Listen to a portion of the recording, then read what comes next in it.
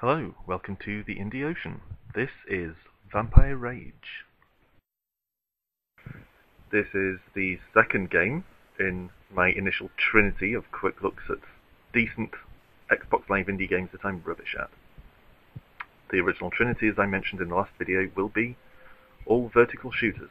The first part was Prismatic Solid, the second part is this, Vampire Rage, which is about an angry vampire that flies.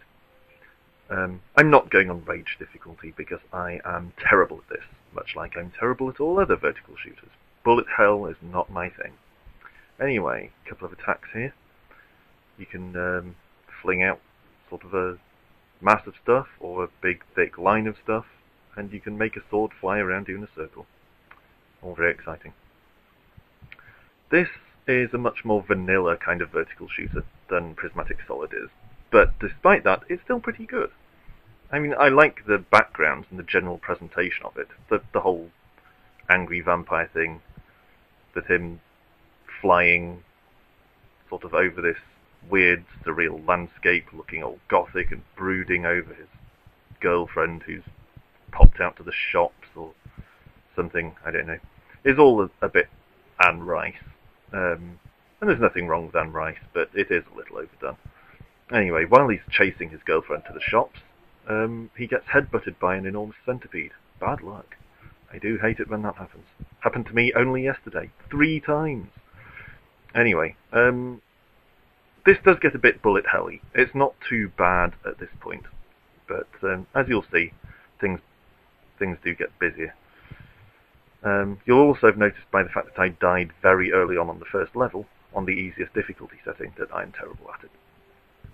But I said in the last video, the one for Prismatic Solid, that I generally like this sort of game to have something a bit unique, some sort of mechanic or gimmick of its own to make it stand out from loads of generic other vertical shooters. And this one probably does the least of the 3 that I'm going to be covering, but it's still pretty good. The main thing is the combination of 2 shot types, the powerful but focused one and the wider spread but weaker one, and the sword, which can do damage to enemies up close, but mainly is used to absorb pink shots. Other colours of shots can't be absorbed, I believe, but pink ones can be. And if you absorb enough pink shots with your sword in one go, you get a sort of bomb thing that you can unleash on a packed area of enemies, using the right stick, I think. But I've only ever got that once, and that was blind luck. Generally, if there are enough pink bullets for me to earn a bomb with one swipe of my sword, I'm probably too busy pooing myself and passing out from sheer, unadulterated horror to be able to actually sword them. Which is much like what happens in real life when a load of pink fireballs come flying at my face. So anyway, this is the first level, but it's pretty representative of the rest of the game, from what I've witnessed. That dramatic cry of "No!" does get old after a while.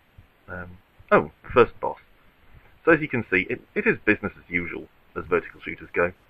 Enormous boss that unleashes great typhoons of bullets at you. But it's fine. It's all good stuff. The main thing I find I like about this game over other shooters is, firstly, I do quite like the presentation. It's a bit faux gothic, but I like it, and I like the background. But also the fact that it's pretty easy to play.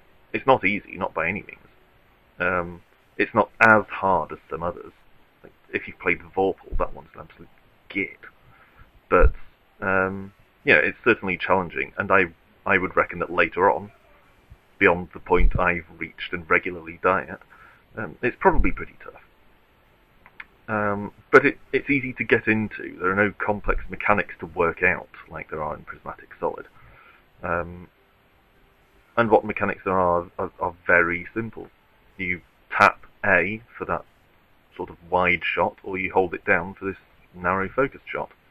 And you press X, I think, to swing your sword. There, simple.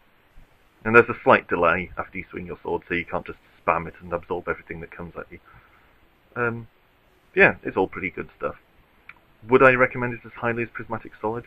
No. No, I would not. But it is worth a look, and it's a game that you don't hear about very often. And like so many Xbox Live indie games, a mere 80 Microsoft points, which is next to nothing. So, Vampire Rage, give it a look if you like this kind of thing. See you next time for the final installment of this initial set of 3, which will be a surprise. See you later.